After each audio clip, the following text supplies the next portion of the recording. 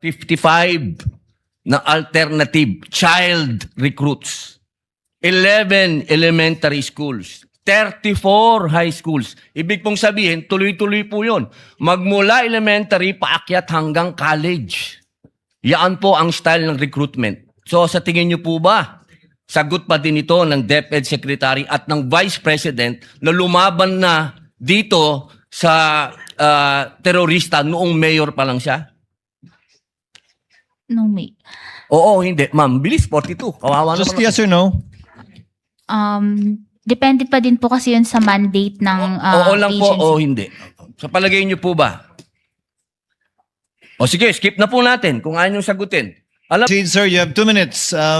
You may proceed when you're ready. maraming salamat po, Ginoong tagapamahalang hukom. Sa ating pong saksi, kayo po ay taga Baguio? Yes po, Your Honor. Saan po kayo sa Baguio? Irisan po. Irisan, opo. Ako po yung taga Baguio din. Saan po kayo nag-graduate? Sa... St. Louis University po. Ay, alumnus po ako niyan. Sa Boys High po ako.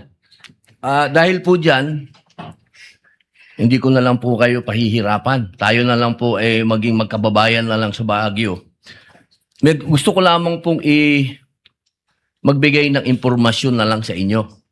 Opo, kasi naririnig ko yung pag-uusap nyo ng prosecution at ng defense tungkol doon sa success ng confidential fund. Ako po ay may mga ibibigay na information sa inyo. Pwede po kayong magsabi na lang ng oo o hindi kung naintindihan po ninyo. Alam ko naman maintindihan mo, taga Baguio ka eh. Opo, noong pong pinag-uusapan natin yung patungkol sa mga terorista, na pag-uusapan po lagi ang ating Vice Presidente. Ang ating pong Vice Presidente magmula 2016 hanggang 2022, siya po ay naging mayor. Alam niyo po ba yon? Opo, Mayor Opo. ng Davao. Yan, opo. Sa Davao po, meron po dyan na-identify na 55 na mga tinatawag na alternative at yung mga lumad schools na infiltrated ng terrorism. Nabalitaan niyo po ba yon? Hindi po ako hindi ko po gaanong napakinggan po yun. Hindi po ako aware yun. Opo. At alam niyo po ba rin na noong 2016 hanggang 2022 hanggang 2023, 12% po ng mga NPA rebels, surrenderies, were minors, 12 to 17 years old. Hindi po ako aware dun po. Sinabi ko, merong 55 alternative na eskwelahan na nagbe-breed ng mga child warriors ang naisara sa Davao Region. Ituloy ko lang, noong August 6, 2024, nagkaroon ng committee hearing ang public order at sinasabi na 102 schools nationwide were identified as recruitment.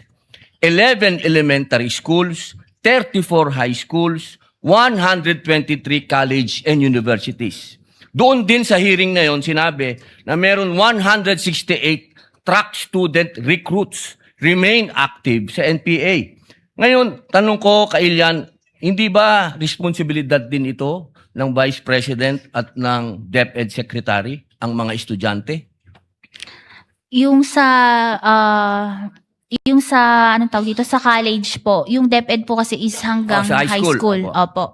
Opo, yung binanggit ko po kasi kanina, 55 na alternative child recruits. 11 elementary schools. 34 high schools. Ibig pong sabihin, tuloy-tuloy po yun. Magmula elementary, paakyat hanggang college.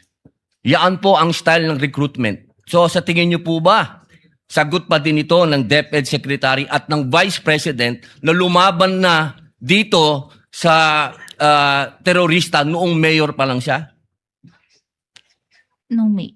Oo, hindi. Ma'am, bilis, 42. Kawawa Just naman. yes or no? Depende pa din po kasi yun sa mandate ng Oo lang po agency. o hindi. Sa palagay niyo po ba? O sige, skip na po natin kung ayaw niyong sagutin. Alam niyo po ba na sinabi ng NICA, ng National Intelligence Coordinating Agency, na ang budget ng NPA 2016 to 2018 ay 5.8 billion? Yung sa, Oo po o hindi? Ma'am, please. ano, pwede pong pakiulit? Ang budget daw po ng NPA is 5.8 billion. Alam niyo po ba yon? Sinabi po ng NICA. Hindi ko po narinig yun sa Opo. news. Sa palagay niyo po ba, sapat yung budget na magkano po ba ang sinasabi niyo? 500 million ba ang naibigay? Pero yung Kasama na po yung sa Vice President at sa DepEd. 612 Kumpara niyo po point- sa 5.8 billion. Sapat po ba yon? Pero kasi yung sa nabanggit po ng NICA is mako-cover na din po nila bilang isa sila sa mga agencies with. So alam niyo po yung sinabi ng NICA.